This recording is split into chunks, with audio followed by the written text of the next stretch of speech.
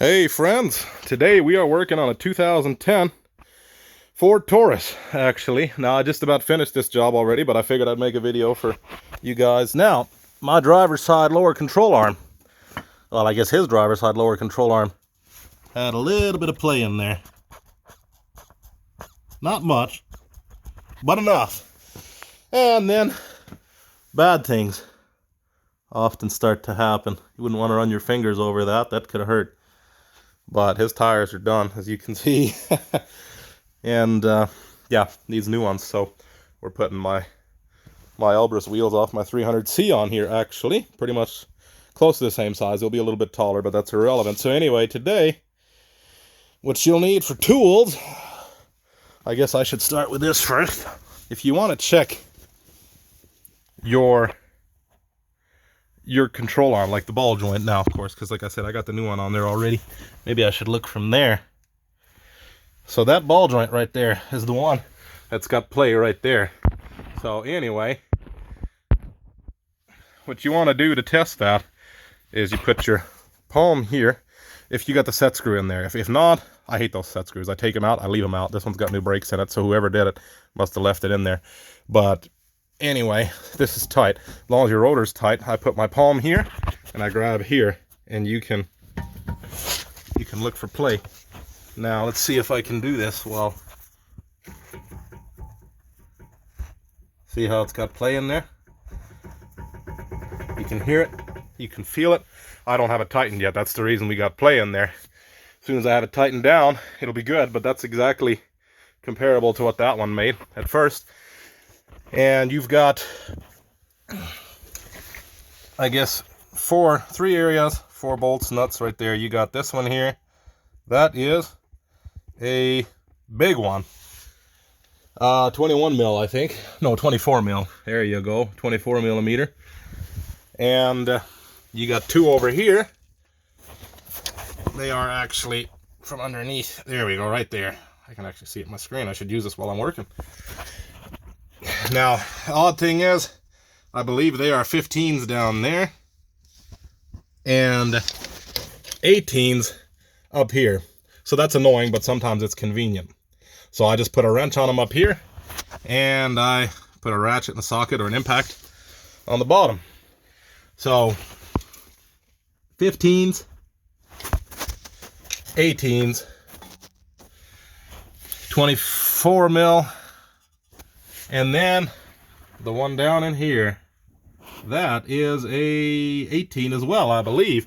I thought at first it was right there, but that is actually welded. Come on now. I'm trying to get an angle of light here where I can actually show you. So that's where your control arm sits. I thought that was the one that came off, but that's welded to the subframe, so you don't want to mess with that. If that comes off, you got to weld it back on. So anyway, you just use a ratchet, and that's it. I mean, if you want to change your tie rods, it's very simple. You got a bolt right there. I don't know exactly what size that is. Probably a 21, I imagine. Let's take a look. I happen to have one right here. Yeah, there you go. 21 mil.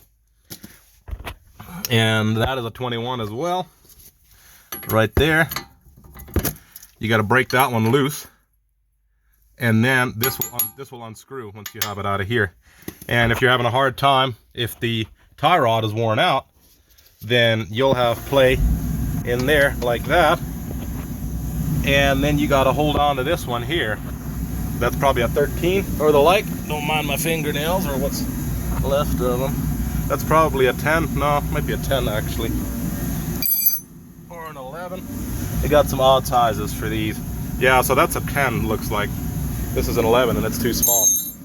So those are the ones you'll need basically for the control arms. Just a basic socket wrench set. That's typically all you need for most of this stuff. If you want to do your inner tie rod, this is probably just a zip tie on here now. You got to take that off. Same with on the inside there. And slide that boot off, and then it's going to be a huge nut in there as well. Probably bigger than a 24. I wouldn't be surprised. It's probably bigger than a 24. Probably a 28-inch wrench or something like that to break it loose on the inside. I've actually got one here, but I think it's the other side that needs to be changed. But anyway, pretty simple concept. Like I said, you take that one off, take those 2 off, you take that one off from underneath, And that's it. You slide it out. You got to pop this one down. Tools you'll need, like I said, I laid them out for you a lot already.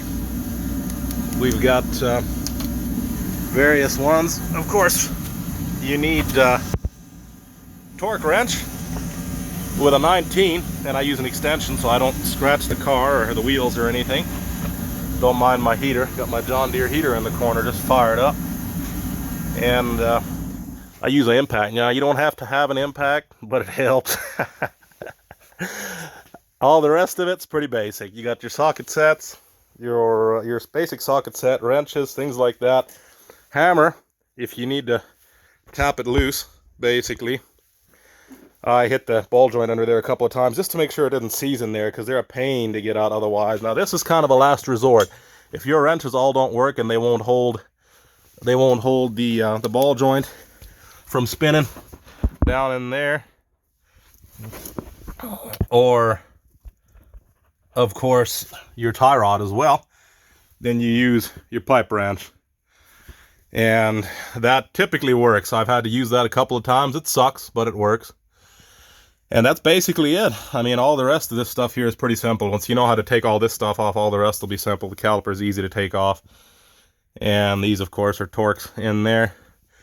And the strut's got probably 3 bolts up top. That's typically what they are. Oh, this one's got 4 actually. And then you got a big bolt in here. This one might be a little bigger of a pain to take off. And you got your sway bar link here. Again, basic socket set stuff. Same thing applies to these here. Typically it's a 10 mil wrench or whatever to hold those. And they can be a pain to get off as well. But yeah, all the rest of it's pretty basic. This one will usually snap off. We're gonna have to do the bushings on this one. Looks like they got some play in them. Looks like they got a little bit of wear in there. Hope I didn't flip this phone upside down at some point. I don't think I did, but anyway, that's basically it. Not much to it. Of course, your jack stand, your jack, and that's basically it. This car's got about 300,000 miles on it. Maybe not quite. No, I don't think it's quite 300,000 yet, but it's got a few good reliable cars. If you have any questions, feel free to comment. As always, God bless.